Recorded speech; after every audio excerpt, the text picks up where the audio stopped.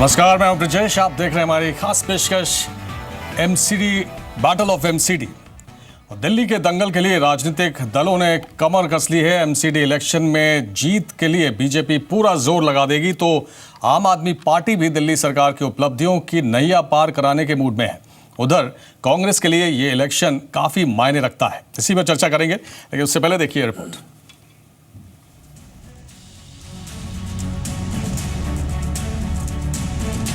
दिल्ली के दंगल के लिए दल तैयार, खिंच गई है सियासी तलवार।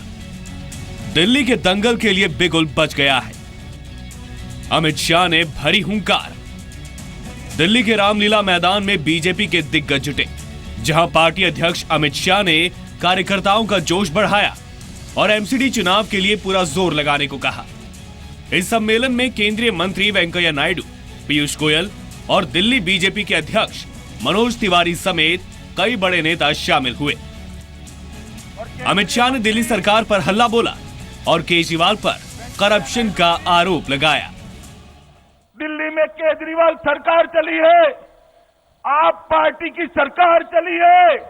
इतने अल्प समय में दिल्ली में कोई भी सरकार ने जितना भ्रष्टाचार नहीं किया, इतना भ्रष्टाचार आप पार्टी की सरकार ने किया है। मित्रों, 3 साल में नरेंद्र भाई ने जिस प्रकार से सरकार चलाई है, हमारे विरोधी भी नरेंद्र मोदी सरकार पर भ्रष्टाचार का एक भी आरोप नहीं लगा सकते। मित्रों, एक भी आरोप नहीं लगा सकते। केजरीवाल की अग्नि परीक्षा।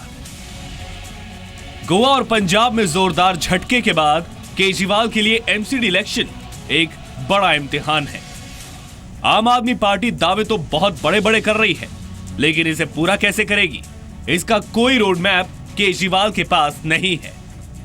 कैसे वापसी करेगी कांग्रेस? उधर कांग्रेस भी कड़ी टक्कर देने की पूरी कोशिश करेगी। अजय माकन की कमान में पार्टी पूरे दमखम के साथ मैदान में उतर रही है। अजय माकन पंजाब की जीत भुनाने का कोई मौका नहीं गंवाना चाहेंगे। दिल्ली नगर निगम को नॉर्थ, साउथ और ईस्ट जोन में बांटा गया है। तीनों एमसीडी पर 10 साल से बीजेपी का कब्जा है। उत्तर प्रदेश और उत्तराखंड में शानदार कामयाबी के बाद बीजेपी कार्यकर्ताओं में जोश है, लेकिन स्थानीय सत्ता बरकरार रखना एक बड़ी चुनौती से कम नहीं। ब्यूरो रिपोर्ट, जी मीडिया। तो एमसीडी चुनाव तीनों ही पार्टियों बीजेपी, कांग्रेस और आप तीनों के लिए ही बहुत ही महत्वपूर्ण है। तीनों के लिए ही अपने अपने मायने हैं। आप पहली बार एमसीडी चुनाव में फुल फ्लेजेड उतर रही है, तो कांग्रेस अपनी जमीन तलाशने की कोशिश में है। जिस तरह से विधानसभा चुनाव में उसका सुपड़ा साफ हुआ था, उसके बाद उसे उम्मीद है कि अजय माकन के नेतृत्व में शायद वो वापसी कर पाए। और जहां तक बीजेपी का सवाल है, तो अनबीटेबल रिकॉर्ड जो लगातार चला आ रहा है, विधानसभा चुनाव लगातार बीजेपी जीतती जा रही है और यूपी और उत्तराखंड में जिस मार्जिन से उसे जीत हासिल हुई है, उसके बाद अब बीट है बीजेपी, तो उसे बरकरार रखना चाहेगी। तो कह सकते हैं तीनों के लिए अपने अपने मायने हैं। शाहिजा एलबी बीजेपी से, हरिशंकर शर्मा कांग्रेस और अनिल आनंद जी सीनियर जर्नलिस्ट, तीनों खास मेहमान, आप सभी का बहुत स्वागत है। चर्चा हरिशंकर जी आपसे शुरू करेंगे। कांग्रेस का सफाया हो गया और 10 साल से बीजेपी काबिज है। अगर यहाँ पे लड़ाई की बात करें, आज अमित शाह जी का भी हमने भाषण सुना, उसमें कांग्रेस का वो जिक्र ही नहीं करते। ऐसा लगता है कि कांग्रेस को राइट ऑफ कर दिया है कि कांग्रेस तो लड़ाई में है ही नहीं, अब सीधी लड़ाई हमारी आप पार्टी के साथ है। देखिए ब्रजेश जी, ये तो कहना बिल्कुल गलत है कि कांग्रेस का सफाया कहाँ से हो गया। कांग्रेस तो 15 साल दिल्ली में शासन में रही है, उसके पहले एमसीडी में भी रही है कांग्रेस पार्टी। और जहाँ तक अमित शाह अगर कांग्रेस पार्टी का जिक्र नहीं करते तो ये उनकी परेशानी है, हमारी परेशानी तो नहीं है। जिक्र करें या ना करें, ये तो उनकी अपनी बात है। और दिल्ली की कॉरपोरेशन में आने वाले समय के अंदर आपको हम बताएं, अभी बाई इलेक्शन दिल्ली में कॉरपोरेशन का हुआ था 13 सीटों के ऊपर, उस 13 में से 6 सीटें कांग्रेस ने जीत कर आई थी। तो ऐसा तो नहीं कह सकते कि सफाया नहीं हुआ था, लेकिन जब कांग्रेस में बीजेपी की सरकार 15 साल में रही है, आज अमित शाह जी को ये भी इस बात पर भी बोलना चाहिए था कि 15 साल के अंदर आज दिल्ली की कॉरपोरेशन का भ्रष्टाचार कहां से कहां तक पहुंच गया है। शायद दुनिया भर के इतिहास में स्थानीय निकायों में सबसे अगर भ्रष्ट कोई संस्थान है तो हम उसको एमसीडी बोल सकते हैं, जिसमें बीजेपी का शासन है, बीजेपी का प्रशासन और सरकार है, शायद वहां पर सत्ता में है। ठीक। शाजी, आप क्या कहेंगे? भ्रष्टाचार का आरोप लग रहा है, अरविंद केजरीवाल भी लगाते रहे, अमित शाह आप पार्टी पे लगाते हैं, अरविंद केजरीवाल आप लोग के ऊपर लगाते हैं, और हरिशंकर जी जो कि कांग्रेस है वो भी भ्रष्टाचार की बात कर रहे हैं एमसीडी में। अमित शाह जी कहते हैं कि मोदी सरकार पर कोई आरोप नहीं लगा, लेकिन एमसीडी की बात जब आती है तो भ्रष्टाचार की बात उठती है। देखिए, बिल्कुल सही बात है। मोदी सरकार पर एक भी भ्रष्टाचार का आरोप नहीं लगा, बल्कि सारा के सारा काम भ्रष्टाचार को हटाने का और उसको लेकर जो भी कदम उठाने हैं सख्त कदम उठाए गए, चाहे उसमें नोटबंदी शामिल हो या फिर कार्रवाई करना भ्रष्ट लोगों के खिलाफ। रही बात एमसीडी की, तो एक बहुत महत्वपूर्ण डिसीजन लिया गया है, क्योंकि बहुत से काउंसलर्स बहुत बढ़िया भी हैं, लेकिन कुछ काउंसलर्स पे शायद इल्जाम लगे हों, जैसे कि कहा जा रहा है।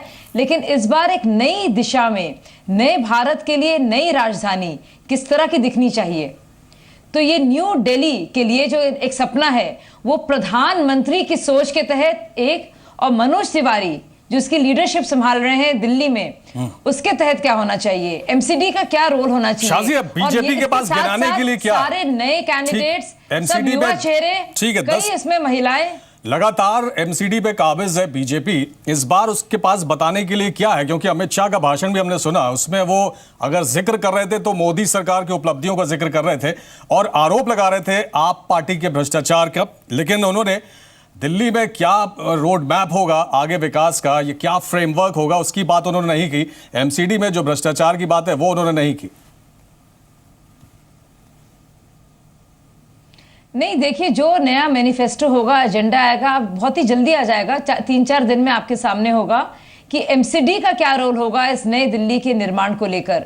और एमसीडी के पुराने काम भी रहे हैं, मैं आपको बता दूं, चाहे वो ऑनलाइन सर्विसेज रही हो या फिर कार्ड देने का काम रहा हो या फिर बहुत सारी व्यवस्थाएं रही हैं, तो काम हुआ है उसमें, ऐसी बात नहीं कि नहीं हुआ है। लेकिन जरूर जाहिर सी बात है कि कुछ मामले भी रहे होंगे जो शायद इसको लेकर लोग खुश नहीं है, क्योंकि 10 साल का शासन है, इनकम्बेंसी भी होती है, इसीलिए एक नई विजन के साथ। और इससे पहले तो ना तो मनोज तिवारी जी थे और ना ही प्राइम मिनिस्टर का विजन की पैनी नजर थी, तो इसलिए लोग भी जानते हैं कि उस नजर के साथ उतर रही है ये टीम, एक नई टीम। हरिशंकर जी कुछ कहना चाहते हैं? शाजिया लौटते हैं आपके पास। मेरा सिर्फ ये है कि मैं एक दो टिप्पणी करना चाहता हूं। शाहजहां जी ने जो बात कही है, कहीं ना कहीं ये हिचक रही है ये बात कबूल करने में कि एमसीडी के इतने तमाम लोगों को टिकट देने के लिए मना किया। उसके पीछे सिर्फ एकमात्र कारण ये रहा कि नरेंद्र मोदी जी की जो सफाई अभियान था उसकी धज्जियां उड़ी। दिल्ली के अंदर सफाई के नाम पर जो आज दुर्दशा और बदहाली हो रही है, इसको कौन दिल्ली में नहीं जानता। दूसरी बात यह है कि इन्होंने चुनाव लड़ने, प्लीज चुनाव लड़ने से पहले ही इन्होंने इस बात की घोषणा कर दी कि हमारे जितने भी पार्षद थे वो भ्रष्टाचार थे, करप्ट थे, इसलिए हम उनको हटा रहे हैं, और कोई कारण नहीं हो सकता। तो अमित शाह को आज अपनी रैली में कबूल करना चाहिए था कि हमने करप्शन को हटाने का कार्य इस बात से शुरू किया कि दिल्ली के अंदर हमने सफाई की है, दिल्ली के अंदर हमने कॉर्पोरेशन के अंदर जो भ्रष्ट कॉर्पोरेटर थे उनको हटाया है हमने। शुरुआत हमारी बेईमानी की, हमारे भ्रष्टाचार की वहां से हो रही है, हटाने की। नरेंद्र मोदी, अब क्या नरेंद्र मोदी दिल्ली की नगर निगम का चुनाव लड़वाएंगे? क्या ये नरेंद्र मोदी की पहल पे हुआ है कि दिल्ली के जो कॉर्पोरेटर्स हैं जिन्होंने भ्रष्टाचार किया उनको हटाया जा रहा है? अमित शाह को यह भी कबूल करना चाहिए मंच के ऊपर। बात में बेईमानी किस लिए? जब साफ बात कर रहे हैं, दूसरों पर आरोप लगा रहे हैं, तो अपने गिरेबान में भी झांकना चाहिए इन लोगों को। आप तो खैर ईमानदारी की बात ही ना कीजिए तो बेहतर होगा भाई साहब। कंपटीशन तो आप में और आप पार्टी के अंदर है कि बस कौन है सबसे ज्यादा पार्टी, कांग्रेस, बल्कि प्लीज भाई साहब पूरे देश, प्लीज 15 साल से एमसीडी के अंदर है आप, कांग्रेस बीच में कहां से आ गई? सबसे करप्ट पार्टीज में बोलने दीजिए भाई साहब, अब मेरी बारी आ गई, अब मेरी बारी आ गई, आपकी बारी खत्म हो गई। चलिए आप बोल लीजिए। पूरे विश्व भर में सबसे करप्ट पार्टीज जो हैं उनमें से 5वें नंबर पर हमारे देश की सबसे पुरानी पार्टी कांग्रेस पार्टी है। तो भाई साहब जब ईमानदारी की बात करते हैं तो हंसी आती है। दूसरी बात जो ये कह रहे हैं कि सफाई साहब का नाम हरिशंकर जी है, तो सब जानते हैं कि बावजूद इसके कि इतना पैसा दिया गया, हरि भाई साहब जी से कह देती हूं मैं, तो हम भाई साहब से ये कहना चाहेंगे कि इतना बड़े आवंटन के बावजूद एमसीडी कार्यकर्ताओं को इसलिए दिल्ली सरकार यानी कि आपकी सरकार ने पैसा नहीं दिया, सैलरी नहीं दी और महामारी तक की स्थिति बना दी, ताकि कहीं ना कहीं लोगों के मन में ये बात आए कि इसके लिए एमसीडी यानी कि भाजपा तैयार है। तो ये तो हरि जी जानते हैं आपकी राजनीति में। देखिए ऐसा है, सच्चाई सुन लीजिए आप, सच्चाई सुन लीजिए, एक मिनट मेरी बीच में रोक रहा हूं, को मौका दिया जा रहा है। सच्चाई सुन लीजिए बात मेरी कि दुनिया भर की एनजीओज को आज ना केंद्र रोकिए, सरकार बाद में दुनिया भर की आपसे एनजीओ को मेरी बात करोड़ों खत्म रुपया करने दीजिए। रेवड़ी की तरह से बांट रही है कि मेरी सफाई बात अभियान में खत्म करने लगाइए। दीजिए। क्या अगर एमसीडी में आपको लगता है कि पैसा पूरा नहीं था और सफाई पूरी नहीं हो पा रही, तो क्या एमसीडी को आप पैसा नहीं दे सकते थे? 44 महीना से दिल्ली की एमसीडी में पेंशन नहीं मिल रहा है आप कंफ्यूज करने 44 महीना से। MCD और दिल्ली के कर्मचारियों की, सफाई कर्मचारियों की और दूसरे डिपार्टमेंट जो दिल्ली के अंदर है एमसीडी के अंदर, उनको तनख्वाह नहीं मिल रही है। इसके पीछे कारण क्या है? दिल्ली सरकार अगर पैसा नहीं दे रही है तो आप पैसा दीजिए। केंद्र सरकार की क्या जिम्मेदारी है? एक तरफ तो हम केंद्र सरकार, दिल्ली सरकार को यह बोलती है कि एनसीटी है, पूर्ण राज्य नहीं है ये, और दूसरी तरफ हम इस जिम्मेदारी से बचना चाहते आपने हैं। बहुत बार वही बात कही है। शाजिया लौट रहे हैं। एक सवाल और, वही बात कही है। ठीक है, एक दूसरी तरफ हम ये इस चर्चा को ले जा रहे हैं। अनिल आनंद जी, आपसे पहले चाहेंगे हम कि आप ये इसके बारे में हमको बताएं कि ये अरविंद केजरीवाल जी ने आज एक बात कही है कि अगर हम सत्ता में आते हैं तो हाउस टैक्स हम माफ कर देंगे, जो पिछला बकाया है वो हम खत्म कर देंगे, सिर्फ कमर्शियल हाउस टैक्स लगेगा या कमर्शियल टैक्स लगेगा। सवाल ये है कि अभी तक सेल्फ सफिशिएंट नहीं हो पाई है एमसीडी, वो डिपेंडेंट है स्टेट गवर्नमेंट पर, सेंट्रल गवर्नमेंट पर। आप सेल्फ सफिशिएंट नहीं है, आप टैक्स को माफ करने की बात करते हैं, तो क्या ये भी सिर्फ एक चुनावी लॉलीपॉप के तौर पर इसको देखा जाए? ये बहुत बढ़िया अहम सवाल आपने उठाया है। इससे पहले मैं लाइटर वीन में मजाक के तौर पर शाजिया जी को कुछ कहना चाहूँगा। ये जो अभी बात विवाद हरिशंकर जी का इनका चल रहा था, मेरा ख्याल है शाजिया जी इज मच बेटर प्लेस्ड। इन्होंने उस तरफ का भी अक्स देखा है, इस तरफ का ही देख रही हैं। तो मुझे लगता है she is much better place than all of us. जहां तक आपने सवाल जो पेश किया का पूछा आपने, ये बहुत अहम सवाल है। देखिए, फ्री बीज किसी इकोनॉमी को सुदृढ़ करने का रास्ता नहीं हो सकता। हाँ, हमारे यहाँ ऐसे लोग हैं जिनको बहुत ज़रूरत है, जिनको आपको सब्सिडी भी देनी होगी, खाना खाने को नहीं है, रहने को घर नहीं है। वो आप कैसे करते हैं, क्या पॉलिसीज बनाते हैं, वो एक अलग विषय है। लेकिन आपने सही कहा, आज अगर एमसीडी में सैलरीज देने को नहीं है तो आप कह रहे हैं house tax across the board माफ कर दिया जाएगा। दूसरी बात यह है कि अगर आप फिगर्स देखें तो 70% लोगों से कॉर्पोरेशंस जो हैं वो हाउस टैक्स उनसे वो वसूल नहीं कर पा रही हैं, केवल 30% लोग देते हैं। तो यहाँ कहीं ना कहीं कमाल की बात यह है अनिल जी कि अरविंद केजरीवाल खुद ये कहते हैं कि रेवेन्यू का सबसे बड़ा सोर्स जो है वो हाउस टैक्स है। मैं आपसे फिर भी वो माफ करने की उसी बात पे आ रहा हूँ। अगर आप ये एक प्लान देते कि साहब हम इसका नेट जो है टैक्स का वाइडर कर रहे हैं, 70% लोगों से भी किसी ना किसी तरीके हम वसूल करेंगे।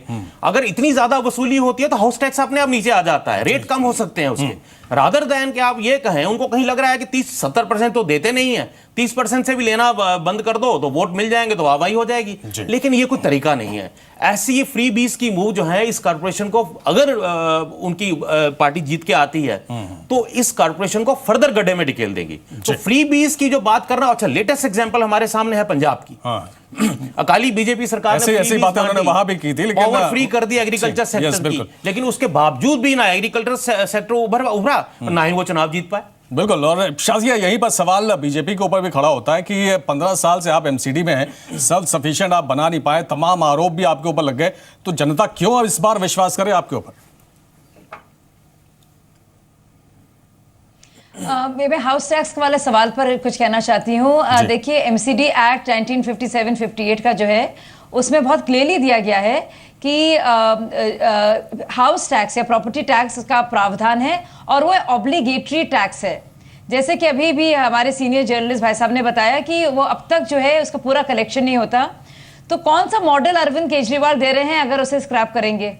वो जो रेवेन्यू जो आता है, जो इससे जनरेट होता है, जो एमसीडी का बजट में आता है, इसी से जो प्राइमरी स्कूल की शिक्षा के जो टीचर्स हैं और अस्पतालों के काम में और सफाई कर्मचारियों के वेतन में जाता है जी। तो पहली बात तो वो पैसा कहां से आएगा? दूसरी बात, ये उनके जुरिस्डिक्शन में नहीं है। पिछली बार आपको याद है उन्होंने कहा था फ्री वाईफाई कर देंगे, सीसीटीवी कैमरे होंगे, मार्शल्स होंगे, लेकिन हुआ कुछ भी नहीं। और ये भी कहा था कि दिल्ली स्टेटहुड होगा, दिल्ली स्टेटहुड भी उनके जुरिस्डिक्शन में नहीं था। वैसे ही एमसीडी एक्ट का जो पार्लियामेंट का एक्ट है, ये भी उनके जुरिस्डिक्शन में नहीं है। ये उन्होंने झूठ बोला है। उन्होंने एक बहुत बड़ा लोगों को बेवकूफ बनाने का तरीका क्या है, क्योंकि बिकॉज ये एक्ट है। ठीक है, तो उनके अधिकार क्षेत्र में नहीं, आप कह रही हैं अप्रूवल से पार्लियामेंट, ठीक है, उनके अधिकार क्षेत्र में नहीं है तो वो नहीं कर पाएंगे, संशोधन करना पड़ेगा। ठीक है, वो नहीं कर पाएंगे। तो ये इस बात को तो आप लोग एक्सपोज करेंगे, जनता के सामने ये बात लेकर जाएंगे। लेकिन बीजेपी क्या करेगी? सवाल ये भी है कि 15 साल से उन्होंने क्या किया है, जो बात हरिशंकर जी भी उठा रहे हैं और दूसरे लोग भी उठा रहे हैं। देखिए, सबसे जरूरी बात है कि एक जमाना बदल रहा है और आप जो बीजेपी आप आज के रूप में देख रहे हैं वो सीधे सीधे प्राइम मिनिस्टर की जो नए भारत के निर्माण की सोच है उसके तहत चल रही है और उसका असर भी देखा जा रहा है। यूपी में आप देखिए, सालों साल से जब भाजपा जहां नहीं जीती थी वो जीती है। क्यों? कहीं ना कहीं एक टॉप लीडरशिप पर यकीन है। तो लीडरशिप टॉप की बदली है।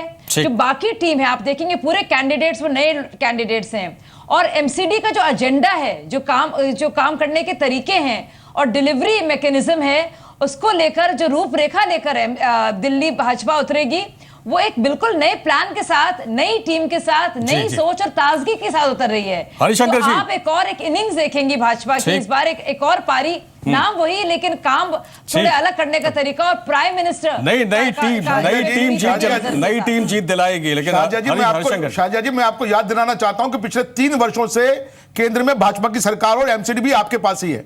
इन 3 सालों के अंदर सांकेतिक रूप से भी अगर आप ये लोगों को बता सके होते कि हमने इतना सा भी काम किया है एमसीडी को सुधारने में या आपका भ्रष्टाचार मिटाने में, तो मैं आपसे बड़ा सहमत होता, बड़ा खुशी होती मेरे को। आज दिल्ली के अंदर 50% से ज्यादा लोग नारकीय जीवन जी रहे हैं। कभी आप किसी झुग्गी झोपड़ी में गई हैं, वहां जाके देखा आपने? और तमाम आपकी नाक के नीचे हुआ है, केंद्र सरकार की नाक के नीचे हुआ है, एमसीडी की नाक के नीचे हुआ है। वहां नालियां नहीं है, गंदगी नहीं है। और सबसे बड़ी बात यह कि मेन मुद्दा, मेरी बात सुन लीजिए, मेरी बात सुन लीजिए मेरी बात। हमें ना बताइए, आपको मालूम भी नहीं है, आपको मालूम भी नहीं, बताएंगे क्या आपको?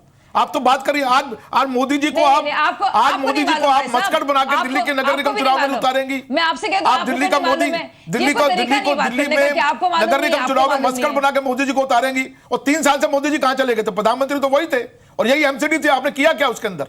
आप मुझे बता दीजिए एक काम अगर एमसीडी में किया हो आपने तो। 44 महीना से पेंशन नहीं है बुजुर्गों को, विधवा महिलाओं को पेंशन नहीं है। आपके पास कुछ करने के लिए नहीं है। आपके एमसीडी के नाम पर आपके पार्षदों की बड़ी बड़ी कोठियां बन गई है, गरीब लोगों का खून चूसकर इतना हुआ है। नरेंद्र मोदी जी भी हैं, तो हमारा क्लियरली एडवांटेज है। आप कैसे कहेंगे? आप सब खत्म हो गया बाकी आपका। आप एमसीडी का चुनाव में नरेंद्र मोदी लड़वाएंगे आपको। आपके अजय माकन जी के ऊपर राहुल गांधी। अजय माकन जी दिल्ली के नेता है, आपके नरेंद्र मोदी तो देश के नेता है। नरेंद्र मोदी देश के नेता, उनको एमसीडी का चुनाव लड़वाने के लिए आगे लेके आएंगे। मैं समझता हूं कि सोचना चाहिए आप लोगों को। नहीं भाई साहब, आप लोगों को सोचना चाहिए इस बारे के अंदर। आपका बस नहीं चला तो आप एमसीडी में मोदी जी को उतारेंगे आप। ठीक है, आप देखिए झुग्गी झोपड़ी में आज हालत क्या है। तो बिल्कुल सोचना चाहिए, लेकिन आपको और ज्यादा सोचना चाहिए। हम तो सोच रहे हैं, हम तो वादा करते हैं दिल्ली में एमसीडी को 2 साल के अंदर आत्मनिर्भर बना देंगे। हरिशंकर जी ये बताइए कि जो अरविंद केजरीवाल ने बात कही है और जो कि अनिल जी अभी कह रहे थे कि फ्री बीज से काम चलता नहीं है, देखिए कांग्रेस कैसे काउंटर करेगी? क्या ब्रजेश जी, मैं आपको बड़ा साफ कहना चाहता हूं, पंजाब और गोवा चुनाव के बाद अरविंद केजरीवाल क्रेडिबिलिटी डेफिसिट से गुजर रहे हैं। वो बड़े भारी टेंशन में, फ्रस्ट्रेशन के अंदर हैं। आज जो उन्होंने बात कही है, कोई भी समझदार आदमी, समझदार राजनेता, समझदार प्रशासक इस ढंग की बेवकूफी भरी बात नहीं कर सकता। आज रेवेन्यू का सोर्स एमसीडी के अंदर प्रॉपर्टी टैक्स सबसे बड़ा सोर्स है। सफाई कर्मचारियों को देने को पैसा नहीं है। इसी एमसीडी के डिपार्टमेंट्स जो है, दूसरे विभाग जो है, उनमें कर्मचारियों को पैसा देने के लिए नहीं है। पेंशन की हालत यह है कि बुजुर्गों को और विधवाओं को 44 महीने की पेंशन नहीं है आज दिल्ली के अंदर। तो केजरीवाल को कहने से पहले सोचना चाहिए था। अगर आप किसी चीज में छूट देना चाहें, 40,000 करोड़ का बजट है, तो भैया एक ही बार में बता दीजिए 40,000 करोड़ रुपया कैसे लोगों के बीच में बांटने हैं आपको। जब डेवलपमेंट नहीं होगा, नालियां नहीं बनेंगी, गलियां नहीं बनेंगी, पानी नहीं आएगा, तो तब उसके बिना क्या होगा? आप बांट करिए लोगों को, देते रहिए लोगों को। अनिल जी, हम इस चीज के खिलाफ नहीं है। अगर एमसीडी की बात करें तो लगातार ये देखने को मिला है कि जब दिल्ली में शीला दीक्षित की सरकार थी तो बीजेपी काबिज थी एमसीडी में, और इस समय आप सरकार है दिल्ली में और बीजेपी एमसीडी में है। ये लड़ाई जो लगातार चलती रही है और इसकी वजह से काफी दुर्दशा रही है। एमसीडी ठीक से काम नहीं कर पाया। शाजिया ने भी कहा कि हड़ताल इसलिए हुई क्योंकि सैलरी का पैसा दिल्ली सरकार ने नहीं दिया। तो ये लड़ाई चलती रहेगी और इसका खामियाजा दिल्ली वाले उठाते रहेंगे। देखिए, जब तक मौजूदा मॉडल दिल्ली का रहेगा ये प्रॉब्लम्स रहेंगी। इसमें सिर्फ फर्क इतना होता है कि जो लोग सरकर्दा हैं, दिल्ली में मुख्यमंत्री हैं या कुछ और नेता हैं, वो कितना वर्किंग रिलेशन जो है केंद्र के साथ बिठा सकते हैं। यहाँ कहीं ये लगा मिसेस शीला दीक्षित का बड़ा अच्छा वर्किंग रिलेशन था वाजपेयी जी के साथ। जब शाजिया इल्मी जी की पार्टी केंद्र में थी उस वक्त एनडीए 1 और यहाँ बहुत अच्छा उनका वर्किंग रिलेशनशिप था। बाकी तो पॉलिटिकल डिफरेंसेस तो होते थे, विरोध होते थे, लेकिन वर्किंग रिलेशन की वजह से हो कि जनता को त्रासदी कम झेलनी पड़ी। जो मुझे लगा कि जब से आम आदमी पार्टी या केजरीवाल जी है, उनका मॉडल ही एक था कि उनको एक उजागर करना है, कॉन्फ्रंटेशन की पॉलिटिक्स एक करनी है, ताकि अगर या तो आप वर्किंग रिलेशन बनाना चाहें तो फिर आपको ऐसा लगेगा कि आपको देखा जाएगा कि आप मोदी जी से हाथ मिला रहे हैं। तो उनको एक सभ्यता, उनकी राजनीतिक सभ्यता एक अलग है उनकी। शाजिया, वो सभ्यता नहीं चल सकती थी अगर वो वर्किंग रिलेशनशिप बना देते तो। जी जी शाजिया, ये विधानसभा चुनावों में भी हमने देखा है कि अक्सर बीजेपी नेताओं ने इस तरह की बात कही है कि राज्य में भी अगर हमारी सरकार होगी और केंद्र में हमारी सरकार आई तो ज्यादा बेहतर तालमेल होगा, ज्यादा बेहतर काम होगा। क्या एमसीडी चुनाव में भी ये समझाने की कोशिश होगी? मुझे लगता है जो जो वादे किए गए थे और जो पूरा कैरेक्टर है, जो चरित्र है अरविंद केजरीवाल और उनकी राजनीति का, उसको तो एक्सपोज किया जाएगा। लेकिन सिर्फ नेगेटिव या नकारात्मक ये कैंपेन नहीं होगी एमसीडी की, मैं इतना बता दूं। सकारात्मक तरीके से सारे जो दिल्ली के मुख्य मुद्दे हैं उनको लेकर एक टास्क फोर्स, और जिसमें मनोज जी सबसे बेस्ट टीम्स पूरे इंडिया भर के जो डोमेन एक्सपर्ट्स हैं उनके साथ उतरेंगे। मनोज तिवारी जी का नाम आप बार-बार ले रही है बहुत जल्दी से। आइडियाज की भी शाजिया, क्योंकि समय कम है इसलिए एक आखिरी रिएक्शन आपसे। आप बार-बार इनकम्बेंसी की बात कर रही थी, लगातार एमसीडी में अब 15 साल हो गए बीजेपी को। वो डर है क्या बीजेपी में? है, एक फैक्टर होता है इनकम्बेंसी। डर है, इसको लेके डर है? नहीं, देखिए एंटी इनकम्बेंसी तो एक नहीं रियलिस्टिक है। एक तो होता है भयभीत होना, एक होता है कि वास्तविकता को देखना। एंटी इनकम्बेंसी जो है एक फैक्टर है, क्योंकि इतने सालों से एक पार्टी का वर्चस्व रहा है। बहुत जल्दी से इसीलिए जरूरी शाजिया रोकना चाहेंगे, समय नहीं है। नया दम उसमें लाना। ठीक है शाजिया, आपको रोकना चाहेंगे बहुत जल्दी से। हरिशंकर जी, आप फिर अनिल जी। देखिए, मेरा सिर्फ कहना यह है कि बीजेपी एमसीडी के मामले में दिल्ली के धरातल पर पूर्ण रूप से विफल है और अपना विश्वास खो चुकी है। अब ये चाहे कुछ भी करके चले जाए, कितने सफेद कपड़े पहन, कांग्रेस क्या करेगी? कांग्रेस ने तो रोड मैप दिया है। कांग्रेस ने इकोनॉमिक फ्रंट पर रोड मैप दिया है, कांग्रेस ने पोल्यूशन और एनवायरमेंट के फ्रंट पर रोड मैप दिया है, कांग्रेस ने ट्रैफिक मैनेजमेंट पर रोड मैप दिया है, कांग्रेस ने सफाई के ऊपर रोड मैप दिया है, बकायदा प्रैक्टिकल रोड मैप दिया है। हमारे अजय माकन जी बकायदा हर हफ्ते इस एक न एक विषय के ऊपर रोड मैप दे रहे हैं। और देश के हमारे जो वरिष्ठ कांग्रेस के जो नेता हैं, जो एक्सपर्ट्स हैं अपने फील्ड में, चाहे वो सलमान खुर्शीद हो, चाहे वो जयराम रमेश हो, चाहे वो कपिल सिब्बल हो, चाहे ज्योतिराज सिंधिया हो, इन लोगों ने आगे बढ़कर अपना समय लगाकर रोड मैप तैयार किया जो लोगों के सामने में रखा है। चलिए, शायद लंदन बन पाए। बार बार तमाम पार्टियों की तरफ से लंदन, टोक्यो बनाने की बात होती रही है। अनिल जी, आप क्या कहेंगे? मैं सिर्फ एक छोटी सी बात, ये भी मजाक के तौर पे ही कहूंगा ताकि शाजिया जी गुस्सा ना करें। मनोज तिवारी का आपने कहा, बहुत नाम ले रही हैं कि अब मनोज तिवारी संकट मोचन बन के आ गए। मनोज तिवारी केवल दिल्ली में 3 साल पुराने हैं, वो सुपरस्टार हैं। वो पूर्वी उत्तर प्रदेश में या पूरे उत्तर प्रदेश में भोजपुरी के बहुत बड़े स्टार हैं वो। लेकिन मुझे लग रहा है कि शाजिया जी कुछ ज्यादा उन पे भरोसा कर रही हैं कि वो आगे पूरा दिल्ली ठीक कर दें। मुझे लगता है पहले उनको दिल्ली समझनी पड़ेगी। तो एसिड टेस्ट होगा, कॉम्प्लेक्स है, मनोज तिवारी के भी एसिड टेस्ट, चाहे सिटी स्टेट है, इतनी कॉम्प्लेक्स है, इसको आप ईस्ट दिल्ली की कॉन्स्टिट्यूंसी का एमपी बन के 3 साल में आप समझ पाए हो, मुझे नहीं लगता है ऐसा। चलिए, बहुत शुक्रिया आप तीनों का इस चर्चा पे हिस्सा लेने के लिए। और काफ़ी दिलचस्प होगा एमसीडी चुनाव, ये कहा जा सकता है। और जैसा कि हम लोग चर्चा कर रहे थे कि तीनों ही प्रमुख पार्टियों के लिए ये बहुत ही अहम, बहुत ही महत्वपूर्ण चुनाव होगा। फिलहाल इसका स्पेशल में बस इतना ही।